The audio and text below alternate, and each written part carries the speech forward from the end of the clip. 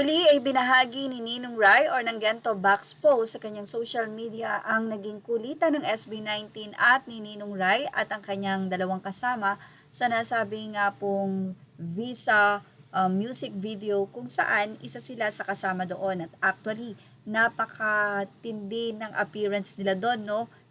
Ninong Ry dahil simulat sa poll nung nag-start ang Visa sa kanyang MV or kanta nito, hanggang sa dulo ay nandoon nga sila Ninong Ry at ang kanyang dalawang kasama. May ibinigay din na memorabilia si Ninong Ry sa SB19 pero may babala siya na wag nga daw itong gamitin. Ito ay tila sombrero ng police, something like that.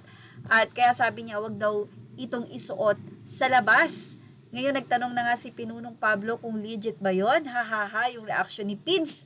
Natawa nga po ang mga fans. Waiting ako sa pagbisita nila sa kusina mo, Ninong Ry. Inimbita rin sila ni Ninong Ry sa Malabon at may ni-request pang lechong kawali itong si Ken. At sabi nga nitong si Ninong Ry, kahit ano ay iluluto niya, magpunta lang ang SB19 doon at hindi daw magsuswimming.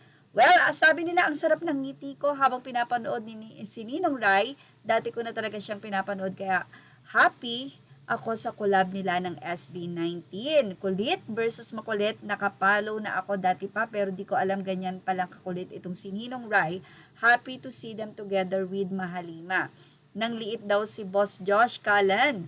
At yes, kay Pins din ako natatawa. Paniwalain kay Ninong Ry. Yung reaction niya talaga, ang natuwa ako. Aabangan ko ang pagdalaw ng SB19 kay Ninong Ry. Naku, mukhang napakarami na nga pong nag-aabang at siguradong viral at pag-uusapan ito sa social media. Nawala po ako bigla, kala ko po si Bossing malupito ng kausap nila. Well, sana daw magkaroon ng Cookfest SB19 versus Ninong Ry team. Pwede, pwede. At looking forward sa pag-guest ng SB19 sa kusina mo, Ninong Ry. Hahaha, ikaw talaga, Pins. Well, si Pins talaga paniwalain matapos kang sabihin na wag nga daw isuot sa labas ang nasabing balanggot na ibinigay ni Ninong Ry. Busugin niyo po Ninong Ry ang Mahalima. PG ang mga yan. Kung matatandaan niyo si Ken, tuwing maglalabas nga po ng pagkain, malpachichirya man yan o ano, talagang lagi po siyang kumakain.